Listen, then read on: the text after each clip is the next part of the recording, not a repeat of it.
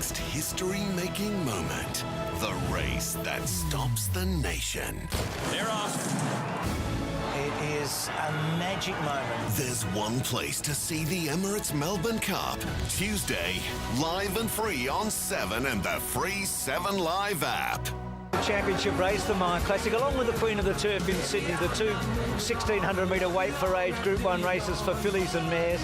And today, for the second consecutive year, a 3-year-old filly was able to come through and win. And I'm talking about the Anthony Friedman-trained Shoals, ridden by Dean Yendall. He rode the 3-year-old filly I'm a Star to win last year. She sat outside Global Glamour, the favourite, and then she withstood a flashing finish from 3 mares coming at her, including Dixie Blossom's Prompt Response and Eckstein, who got through for second. It was a short half head by short half head.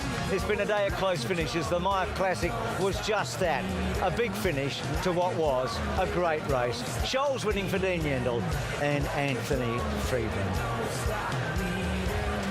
Terrific day we're having. And when Michael Walker's had really battling some horrible injuries over the years, including a debilitating back injury, but he's one cool guy and he's perfect for one of our new segments, the race day tracks.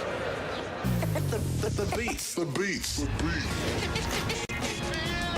Talking race day tracks with Michael Walker. Now, Michael, New Zealand, so much good music comes from across the ditch. What are some of your faves, mate? Mate, I'm really a 660 fan. Any concert that they have over here, I try to go to. Obviously, what you do is so high-paced and high pressure, and you're a pretty laid-back kind of guy. All my boys that I grew up with at school, we all listen a lot of reggae. You know, it takes my mind away from having to lose weight and, you know, feeling the pinch. When I was younger, though, I used to get my back up quite a bit. What might have been the soundtrack in those days? I'm not gonna lie, I listen to Snoop Dogg, Tupac, Biggie. Gafe isn't for everyone music. Do you notice a lot of the other jockeys are the same way? If I went to races with the boys, they got the bangers going on, especially Damien Lane, my best mate. He's a shocker. A jockey, excluding Damien Lane, do you think might have the worst taste in music? Probably Ben Thompson.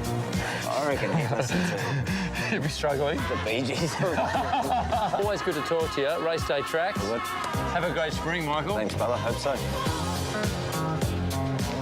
Cool stuff. So here are the pre-race totes for the Amy Victoria Derby. Ace High shortens a bit, Tangled a bit longer, Astoria got out a bit. Main Stage and Sully the stablemates. Weather With You, well in the market. Oceans 14, second down at Geelong behind Weather With You.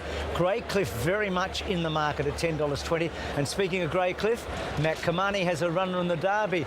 Melbourne Cup last year, Cheska. Derby this year. Your brother's off to a flying start. I know, unbelievable, isn't it? And if I can just tear his eyes off his horse, he might have a chat to me. You just brought Grey Cliff up from the tie-ups. How's he looking?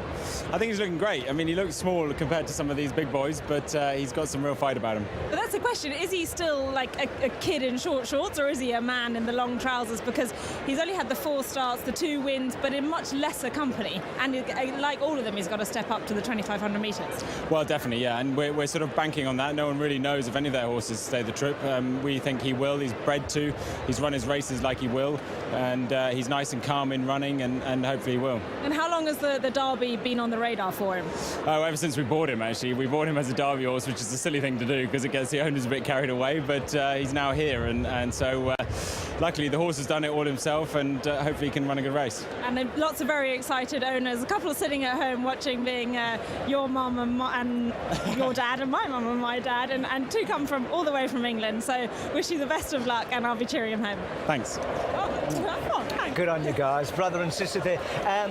Let's go to Ace High. You've seen a fair bit of him in Sydney. He's done nothing wrong. He's been in great form. He has, and he's got a great trainer in David Payne who really knows how to train a stayer. So David's had him flying in Sydney. He's won his last 2 up there over 1,800 and 2,000 metres. He steps up here to the 25. I don't think the distance is going to be a problem for him. He's a really tough racehorse. He'll be thereabouts with a couple of hundred metres to run. Whether he can hold them off, well, that's the question. Got plenty of size and scope about him. He is a Group 1 winner in the field, and an impressive one at that. You really can't knock his form in any way. I think he is bred for the distance, and to me, he's the one with form on the book. He's the one that they all have to beat, essentially. Tangled. Well, Chris Waller often takes a 2-year-old to Queensland, and it works, and he's done this with Tangled, and he's had a good spring. He's a tough, honest horse, Tangled. He's not really bred to go the 2,500 metres. He's by Schnitzel, and, you know, they're more milers and sprinters, but he's got winkers on for the first time here. Look, the way he races, I think the distance will be okay. It's just whether he can grind out the last couple of hundred metres. That's a question, but I think he's capable of doing it. Richo James Cummins won it last year. Now, Astoria got away from a handler this morning, I believe, but everything's okay? Everything's okay with Astoria. Just, that's right, escaped from the handler, only went a small distance. Now, he was really on his toes when he first arrived in the mounting out. He's settled down a little bit now, which is terrific. They've taken the winkers off. I really liked his run in the Geelong Classic. He had a big weight there. He got back and he made terrific ground when it was really hard to do that. Flemington will suit, draws low, really hard to beat. Karen McAvoy's had 5 seconds in the race. Richo, can he break through on the outside of Eshtarak? Well, you talk about a horse who's been on the toes, and that was the previous horse. Have a look how relaxed this big stayer is. Here's a horse that will run 2,500 metres at Flemington on his ear. I thought he was terrific in the Norman Robinson. Great value in the race. Well, James, main stage, a lot talked about Dusty Martin, but what about the horse himself? Look, it raced flat last start. It just didn't show a turn of foot. The previous run in the UCI was really big. It might have even been too big. They went out 9 lengths faster than standard in that. They still ran home in good time. So he's a young horse. They have to get him to bounce back, and that's pretty hard to do. And James, the stablemate, by the same side, by the way, Reliable Man. We like those reliable mans. How does Sully look? Yeah, I like him more. Look, he beat Astoria home at his past too, and that horse ran well in the Geelong Classic. He's just got a sense of timing about him. He might be in that last wave to attack. Query for me is whether he could trap wide out of that wide gate. So I'd like to see him if he could slot in somewhere, but that's an if. Richo, Mark Zara fresh off a Group 1 today, but Weather With You's had a long Australian campaign for the New Zealander, hasn't he? Yeah, he certainly has. He finally got his first win, and his coat came through perfectly for the Geelong Classic. Cheska, he over-raced a touch in the Geelong Classic. That's my worry with those blinkers on. I don't know. I thought he possibly over-raced a little bit, but I did like the way he tracked into the race. The best of all of them. He was the last one to come under pressure. And for me, over the extra distance, yes, you will have to settle with the blinkers on. But if he manages to settle, I think he'll be really taking the rest of the field up to it. And it'll probably be one that might have a bit of extra turn of foot late that might run him down. But gosh, the Murray Baker stable, you really have to underestimate your peril.